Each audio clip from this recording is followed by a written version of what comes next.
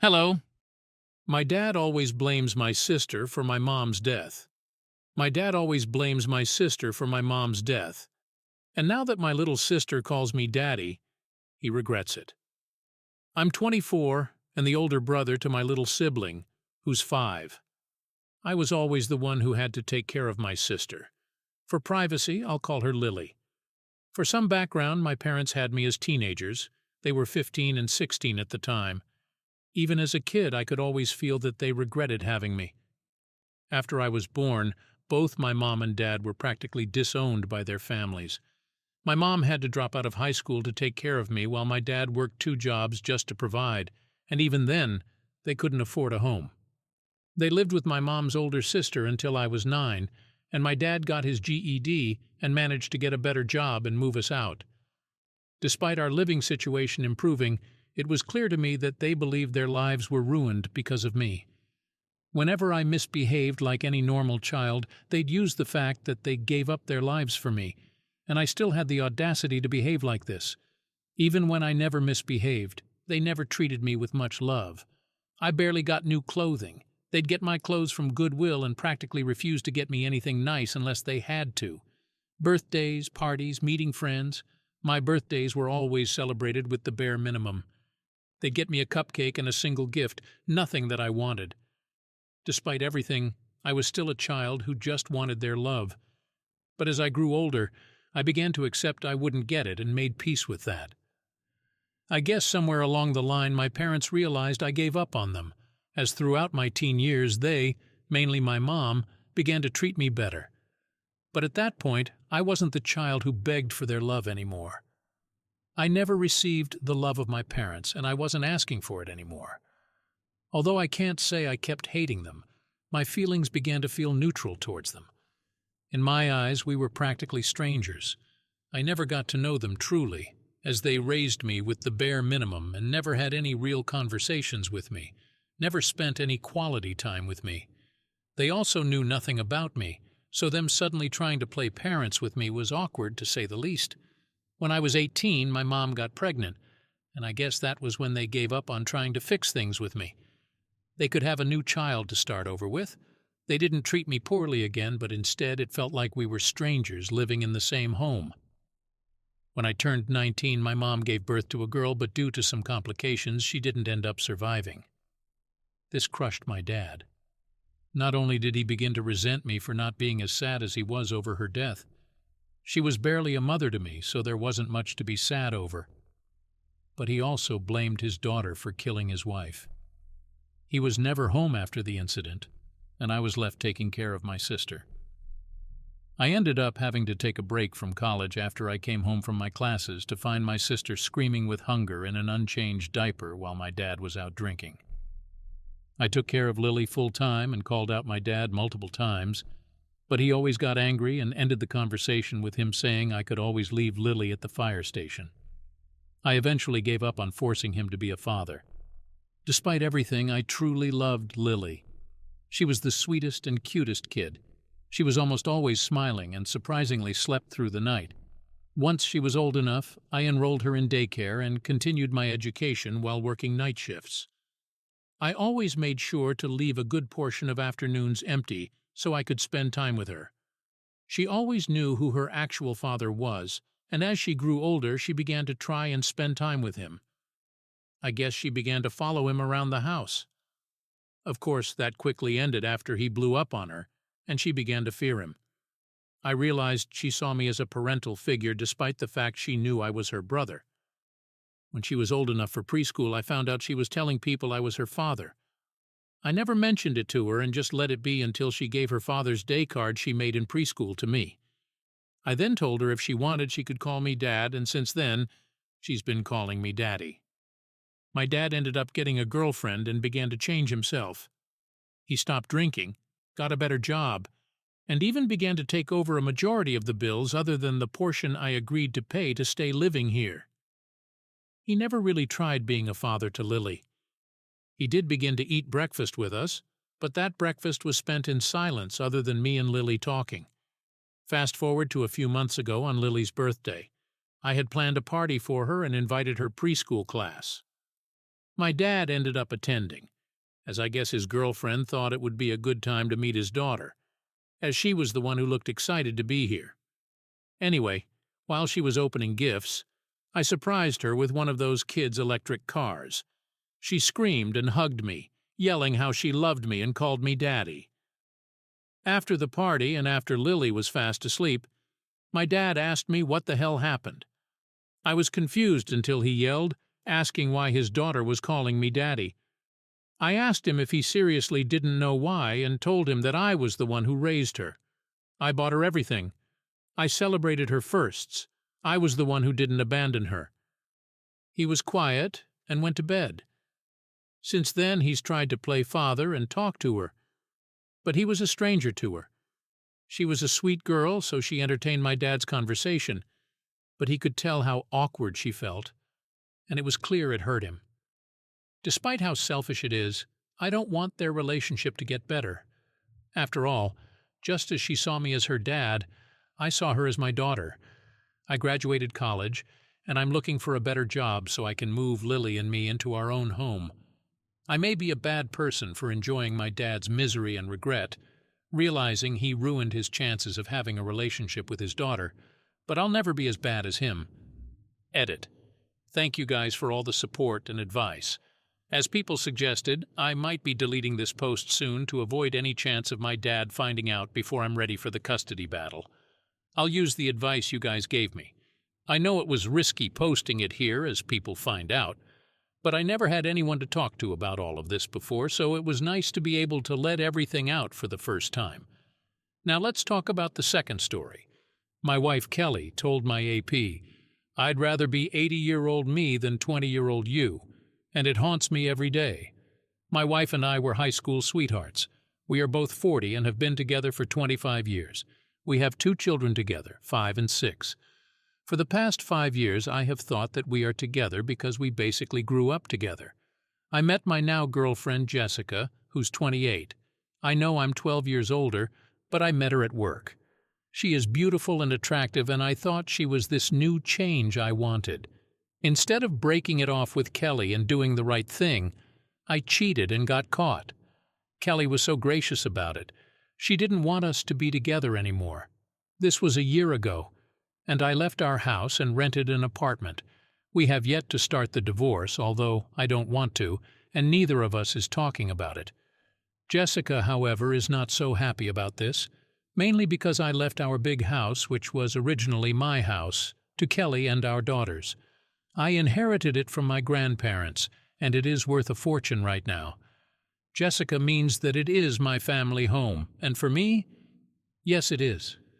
My family is living there, but Jessica meant that when we get divorced, Kelly has no claim to the house. 3 weeks ago, Jessica and I were dropping our daughters with their mother, and Jessica went against my wishes and started talking to Kelly about the house. Kelly was confused and said that the house is hers and her daughter's, and she looked at me all confused. But Jessica told her that it was mine, and it was time to move on. Kelly then said that Jessica should put her nose in other people's business.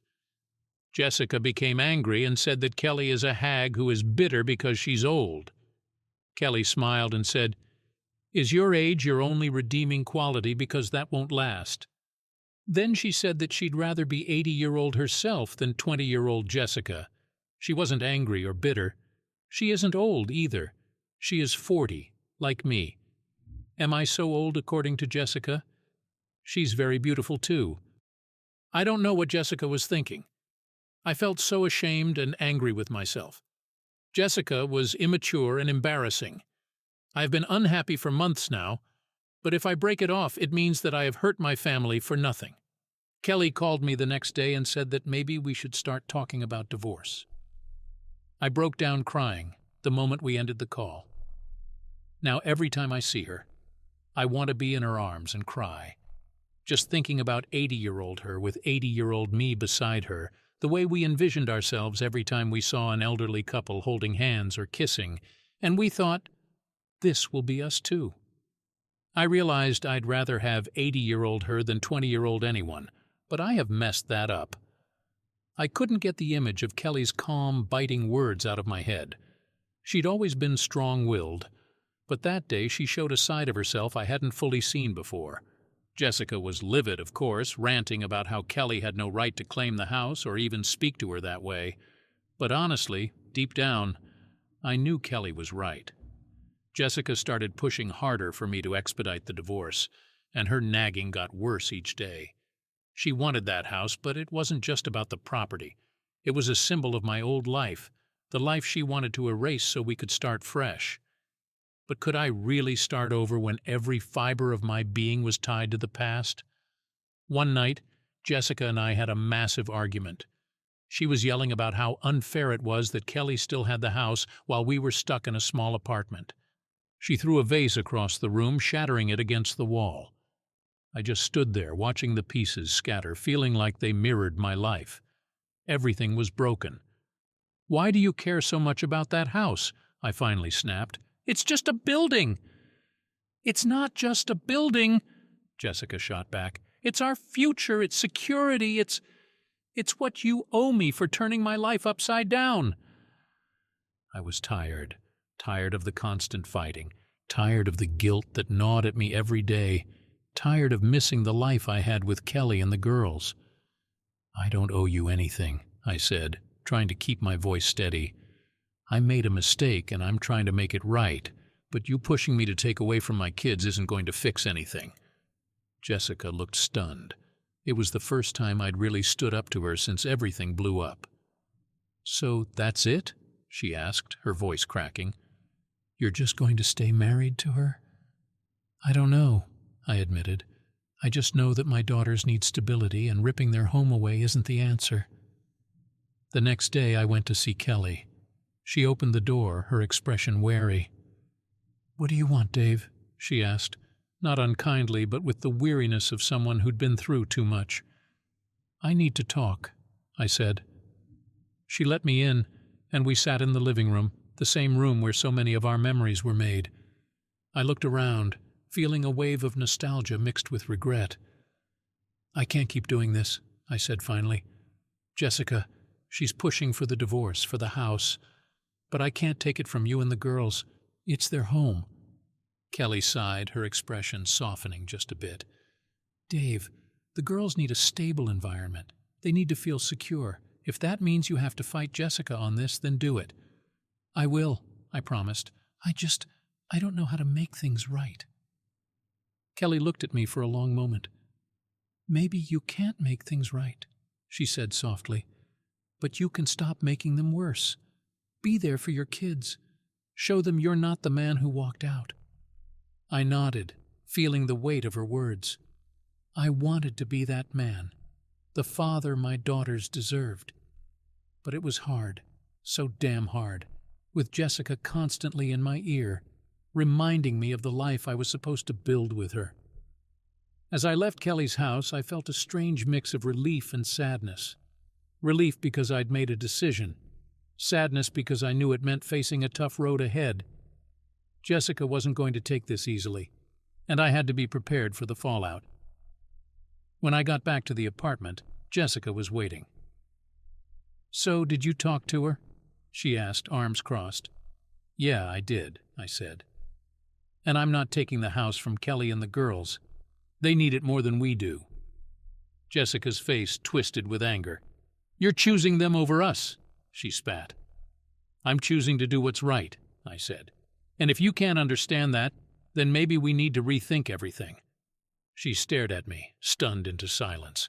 For once, she didn't have a quick retort. I walked past her to the bedroom, shutting the door behind me.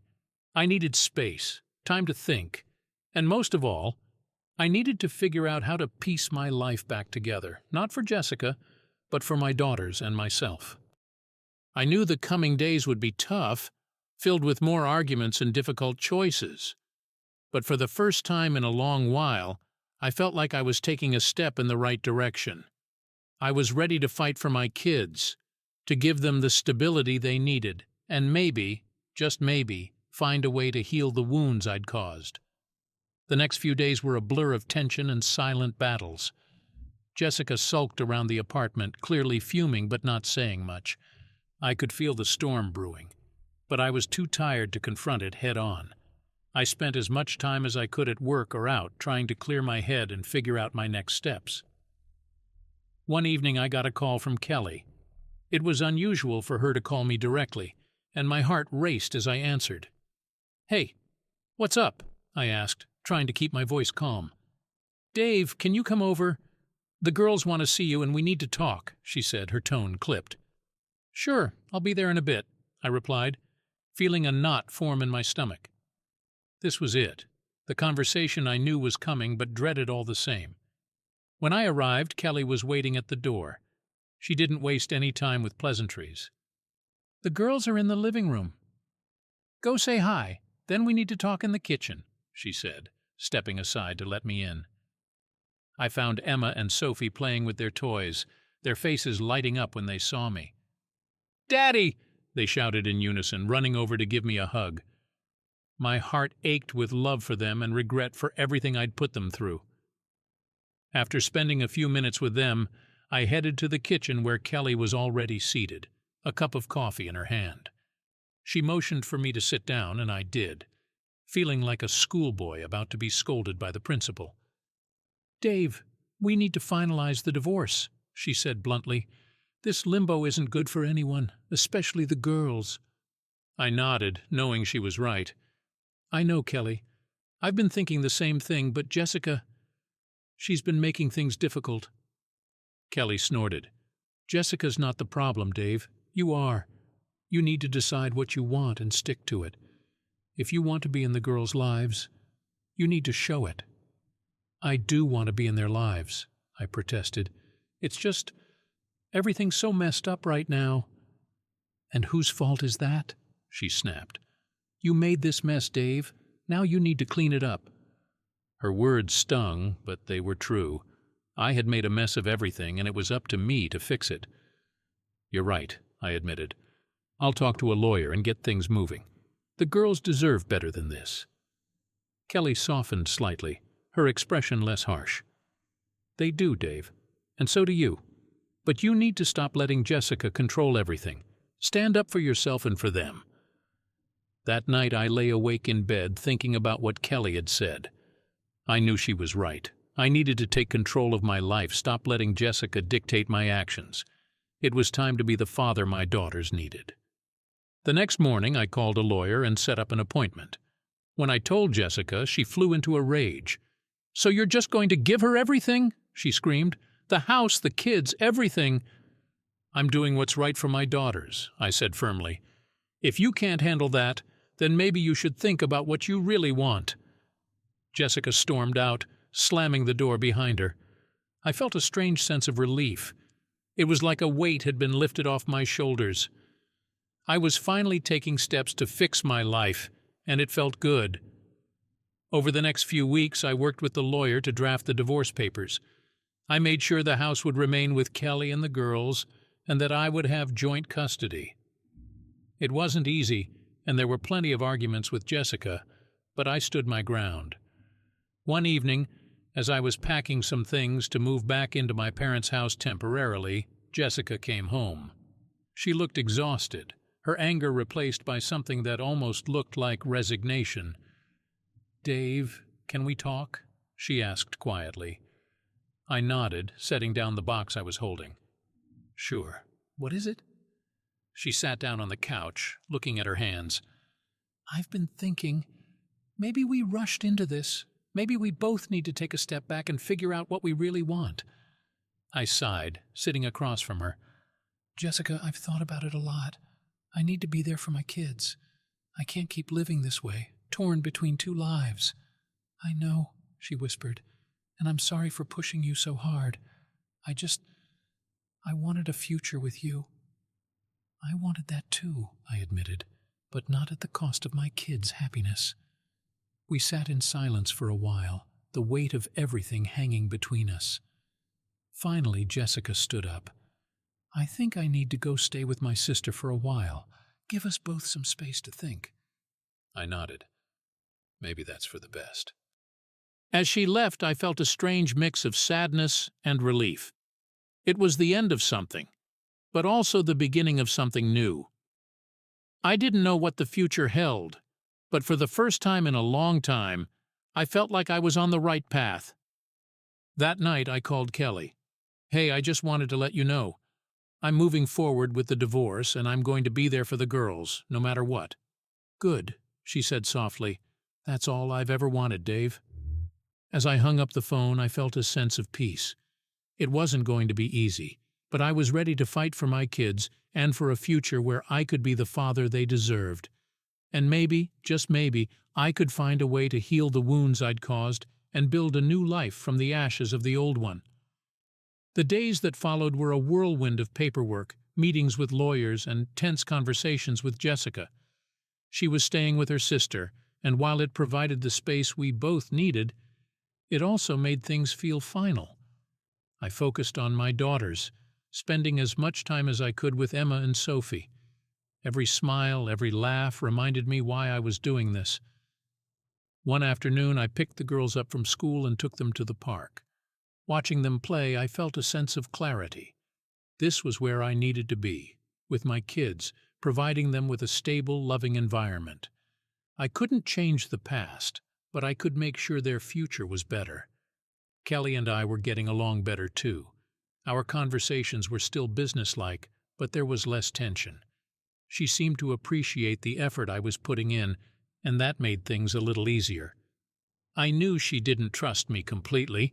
How could she after everything I'd done? But we were making progress. One evening, as I was tucking the girls into bed, Emma looked up at me with big, innocent eyes. "Daddy, are you and Mommy ever going to be together again?" Her question hit me like a ton of bricks. I took a deep breath, trying to find the right words. "Emma, your mom and I love you and Sophie very much. We're always going to be here for you, even if we're not together. Sometimes grown-ups need to figure things out on their own, but that doesn't change how much we love you." She seemed to accept that answer, snuggling into her blankets. "Okay, Daddy, I love you." "I love you too, sweetheart," I said, kissing her forehead. As I left the room, I couldn't help but feel a pang of guilt. I wished things could be different, but I knew I had to keep moving forward. A few weeks later, I was at Kelly's house picking up some of my things. She was in the kitchen and I could hear her talking on the phone. Her voice was sharp, almost cruel. "No, Mom, I don't care what he thinks. Dave made his bed and now he has to lie in it. I'm done being the nice one." I froze, realizing she was talking about me. Part of me wanted to confront her, to ask why she had to be so harsh, but another part of me knew I deserved it. I'd hurt her deeply, and those wounds didn't heal overnight. As I was about to leave, Kelly walked into the hallway. She saw me and hung up the phone, her expression hardening. "What are you still doing here?" "Just getting the last of my stuff," I replied, trying to keep my tone neutral. "Good," she said. "The sooner you're out, the better." Her words stung, but I didn't argue. I grabbed my things and left, feeling a mix of anger and regret. I knew I had a long way to go before things would be okay, but I was determined to keep trying. Back at my parents' house, I set up a small bedroom for myself. It wasn't much, but it was a start. I called Jessica to check in, and she seemed calmer than before. "I've been thinking," she said. "Maybe you're right. Maybe we need to figure things out separately before we can move forward together." "I think that's best," I agreed. "I need to focus on my kids right now." "I understand," she said quietly. "Take care, Dave." Hanging up the phone, I felt a sense of relief. It was the first step towards healing, towards building a new life.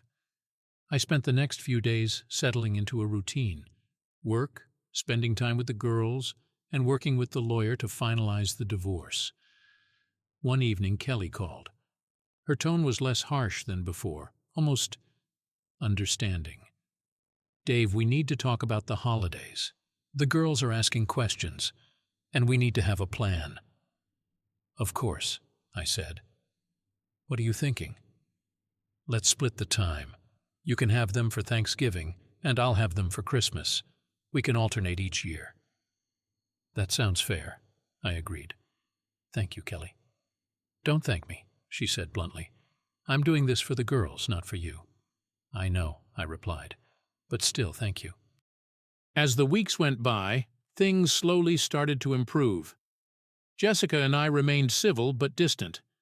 Kelly and I communicated better, making sure the girls were our top priority. I found a new job that paid better, and I started saving up for a place of my own. One day I took the girls out for ice cream. As we sat there, Emma looked at me, her eyes bright. "Daddy, do you think we'll ever all be happy again?" I smiled, ruffling her hair. "I think so, Emma. It might take some time, but we'll get there. We have each other, and that's what matters." As I watched them enjoy their ice cream, I felt a sense of hope.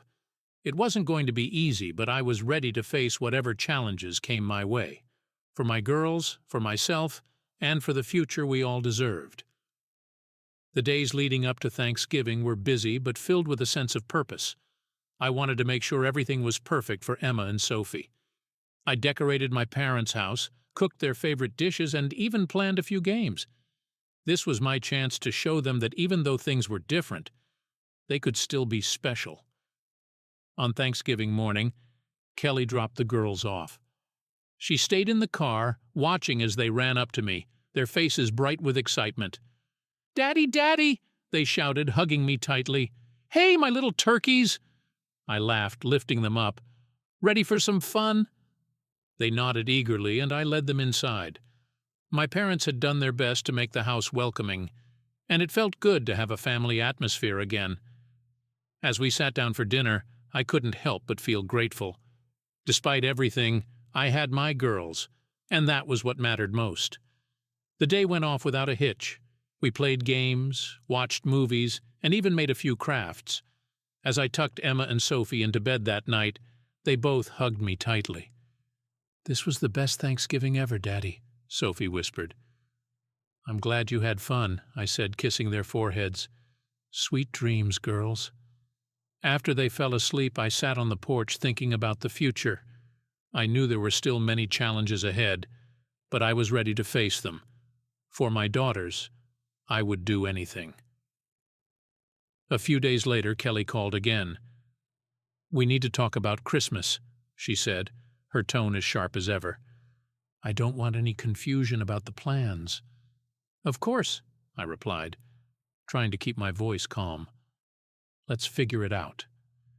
"We'll do it the same way we did Thanksgiving," she said. "You can have them on Christmas Eve, and I'll take them on Christmas Day." "That works for me," I agreed. "Thank you, Kelly." "Don't thank me," she snapped. "Just make sure you don't mess it up." I hung up the phone, feeling a mix of relief and frustration. Kelly was never going to make things easy, but I had to stay focused on the bigger picture. My girls were happy, and that was what mattered. As Christmas approached, I threw myself into making it special. I decorated a small tree in my parents' house, wrapped presents, and planned a magical Christmas Eve for Emma and Sophie. When they arrived, their faces lit up with joy. "Daddy, it looks beautiful!" Emma exclaimed, her eyes wide with wonder. "Yeah, Daddy, it's like a winter wonderland," Sophie added, twirling around in her new holiday dress. We spent the evening baking cookies, watching Christmas movies, and reading stories by the fire. The girls were thrilled with their presents, and their laughter filled the house. As I watched them, I felt a sense of peace. This was what the holidays were about: love, joy, and family. The next morning, Kelly arrived to pick them up. She barely looked at me, her expression icy. "Ready to go, girls?" she asked, her voice clipped. "Yes, Mommy," they chimed, running to her. As they drove away, I felt a pang of sadness. It was hard sharing these precious moments, but I knew it was for the best. I had to stay strong for my daughters. New Year's Eve was quiet. I spent it alone, reflecting on the past year and thinking about the future. I knew I had made mistakes, but I was determined to learn from them and become a better father. My resolution was simple: to be there for Emma and Sophie no matter what. In the months that followed, things slowly started to improve. I found a new place to live, a small but cozy apartment not far from Kelly's house. It wasn't much, but it was mine, and I was proud of it. The girls loved visiting, and we made it our own little haven. Jessica and I remained civil, but distant. She eventually moved on, finding someone else. It was for the best. We both needed a fresh start. One day, as I was picking the girls up from school, Kelly approached me. "Dave, can we talk?" she asked, her tone unusually soft. "Sure," I said, curious. She looked down, fidgeting with her keys. "I know I've been hard on you," she admitted, "but I want you to know that I see the effort you're making, and I appreciate it." Her words took me by surprise. "Thank you, Kelly. That means a lot." She nodded. "Let's just keep doing our best for the girls." "Absolutely," I agreed. As I drove home with Emma and Sophie, I felt a sense of hope. Things weren't perfect, but they were getting better. We were finding our way, one step at a time. That night, after tucking the girls into bed, I sat on the porch, looking up at the stars. Life had taken some unexpected turns, but I was grateful for the lessons learned and the second chances. For my daughters, for myself, and for the future we were building together. Spring was around the corner, and with it came a sense of renewal. I had settled into my new routine, balancing work, parenting, and the occasional moments of reflection. One Saturday, I decided to take Emma and Sophie to the local zoo. It was something we used to do as a family, and I wanted to create new memories with them. As we wandered through the exhibits, watching the girls' faces light up at the sight of the animals, I felt a deep sense of contentment. "Look, Daddy, the lions!" Sophie shouted, tugging at my hand. "I see them, sweetie," I replied, smiling at her excitement. "Aren't they amazing?" Emma, always the more thoughtful one, looked up at me. "Daddy, do you think Mommy will come with us next time?" The question caught me off guard. "I don't know, Emma. Maybe one day. For now, let's just enjoy our time together, okay?" She nodded, but I could see the wheels turning in her head. Despite everything, the girls still hoped for some semblance of the family we used to be. And in a way, so did I. Later that evening, after the girls were asleep, I found myself thinking about Kelly. She had been especially difficult lately, her sharp words and cold demeanor wearing me down. I knew she was hurting too, but it didn't make her behavior any easier to deal with. The next day, I decided to talk to her about it. "Kelly, can we sit down and have a real conversation?" I asked when I dropped the girls off. She looked at me warily. "What about us? About how we interact with each other?" "It's not good for the girls to see us at each other's throats all the time." She sighed, crossing her arms. "Fine, let's talk." We sat at the kitchen table, the tension between us palpable. "Kelly, I know I hurt you, and I know I deserve your anger, but we need to find a way to co-parent without all the bitterness." Her eyes flashed with anger. "You think it's that simple? You think just because you finally decided to be a decent father that everything will magically get better?" "No, I don't," I admitted. "I know it's going to take time, but I'm trying, Kelly. I'm trying to make things right for our daughters." She was silent for a moment, then looked away. "It's not just about the girls, Dave. It's about what you did to us, to me." "I know," I said softly, "and I'm sorry, I really am. But holding on to all this anger, it's not helping anyone." She looked back at me, her expression softening just a bit. "I don't know how to just let it go." "Maybe we don't have to let it go all at once," I suggested. "Maybe we just take it one step at a time." She nodded slowly. "Maybe." It wasn't much, but it was a start. We agreed to try and be more civil, to put the girls first and our grievances second. It was a small step, but an important one. As the weeks went by, I noticed a slight shift in Kelly's behavior. She was still sharp-tongued and quick to criticize, but there were moments of softness, glimpses of the woman I had once loved. We started to find a rhythm, a way to communicate without constantly clashing. One evening, after picking up the girls, I found a note in Emma's backpack. It was a drawing of our family, all of us holding hands. Underneath, she had written, "I hope we can all be happy together." The drawing brought tears to my eyes. It was a simple wish from a child who just wanted her family to be whole again. And while I knew that might never happen in the way she envisioned, it gave me hope that we could still create a new kind of happiness. I showed the drawing to Kelly the next time I saw her. "Look at this," I said, handing it to her. She looked at the drawing, her expression softening. "Emma drew this?" "Yeah," I replied. "It's what she wants more than anything." Kelly sighed, running a hand through her hair. "I wish it were that simple." "Maybe it can be," I said. "Maybe we can find a way to give them what they need." She nodded slowly. "Maybe." The months continued to pass, and we worked hard to maintain the fragile peace between us. It wasn't always easy, and there were still plenty of rough patches. But every time I saw the girls smile, it reminded me why it was worth the effort. By summer, things had settled into a more comfortable routine. We even managed to take the girls on a few outings together without too much tension. It wasn't the same as it had been, but it was something. One sunny afternoon, we took the girls to the beach. They played in the sand, building castles and splashing in the waves. Kelly and I sat nearby watching them, a quiet understanding between us. "Daddy, come help us with the castle," Sophie called, waving me over. I glanced at Kelly, who nodded. "Go ahead," she said.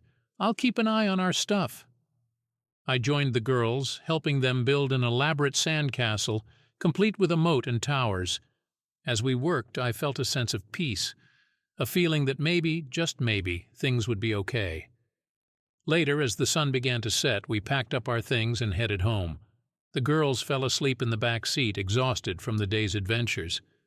Kelly and I drove in silence for a while, the only sound the hum of the engine. "Dave," she said finally, breaking the silence, I think we're doing okay. For the girls, I mean." "Yeah," I agreed. "I think so too." She glanced at me, a small smile playing on her lips. "Maybe we can keep working on it, one step at a time." I smiled back. One step at a time. As we pulled into her driveway, I felt a sense of hope. It wasn't going to be easy, and there would still be challenges ahead. But for the first time in a long time, I felt like we were on the right path. For Emma, for Sophie, and for us. And that was something worth fighting for. Summer turned into fall, and the girls started school again. Our lives found a new rhythm, a balance between the past and the future. Kelly and I were far from friends, but we had reached an understanding. We were co-parents, and that was enough. One evening, I received an unexpected call from Kelly. "Dave, can you come over? We need to talk," she said, her voice unusually soft. "Sure," I replied, curiosity piqued. "I'll be there in a bit." When I arrived, Kelly was sitting at the kitchen table, a cup of coffee in front of her. She motioned for me to sit down. "Dave, I've been thinking a lot lately. About everything." I nodded, waiting for her to continue. "I know I've been harsh, and I know I haven't made things easy for you," she admitted. "But I want you to know that I do see the effort you're putting in, and I appreciate it." Her words took me by surprise. "Thank you, Kelly. That means a lot." She sighed, looking down at her coffee. "I don't know if we'll ever be friends again, but for the sake of the girls, I think we need to find a way to be better." "I agree," I said. "I want to do what's best for Emma and Sophie." We sat in silence for a moment, the weight of the past few years hanging between us. "Do you think we can do this?" she asked finally. "I think we can," I replied, one step at a time. As the holidays approached, we began to work together more closely. We planned the girls' schedules, coordinated school events, and even managed to have a few family dinners. It wasn't perfect, but it was a start. On Christmas Eve, we decided to surprise the girls with a small family celebration. Kelly invited me over, and we spent the evening decorating the tree, baking cookies, and sharing stories. The girls were thrilled, their faces glowing with happiness. "Daddy, Mommy, this is the best Christmas ever!" Emma exclaimed, hugging us both tightly. Kelly and I exchanged a look, a silent agreement to keep trying. For them. As the girls fell asleep, I helped Kelly clean up the living room. "Thank you for tonight," she said, her voice soft. "No, thank you," I replied, "for giving me a chance to be here." She nodded, a small smile on her lips. "Maybe we can make this a tradition." "I'd like that," I said, feeling a warmth in my chest. "I'd like that a lot." The next morning, the girls woke up to find their stockings filled with gifts and the tree surrounded by presents. We spent the day together, laughing, playing, and creating new memories. It was a Christmas unlike any other, filled with hope and healing. As the years passed, Kelly and I continued to navigate the challenges of co-parenting. There were still moments of tension, but there were also moments of genuine connection. We found a way to be there for our daughters, to provide them with the love and stability they needed. Looking back, I realized that the journey was never about finding a way back to what we had before. It was about building something new, something stronger, for Emma, for Sophie, and for us. One evening as I was tucking the girls into bed, Sophie looked up at me with her big, bright eyes. "Daddy, do you think we'll always be happy like this?" I smiled, brushing a strand of hair from her face. "I think we will, Sophie, because we have each other, and that's what matters." She hugged me tightly, her small arms wrapped around my neck. "I love you, Daddy." "I love you too, sweetie," I whispered, feeling a deep sense of contentment. As I left their room, I found Kelly standing in the hallway. "You did good, Dave," she said softly. "We did good." I nodded, feeling a sense of pride. "Yeah, we did." In the end, it wasn't about being perfect or fixing everything that had gone wrong. It was about finding a way to move forward, to create a new kind of happiness. And as I stood there with Kelly by my side and our daughters sleeping peacefully, I knew we had done just that. We had found our way home. Bye-bye.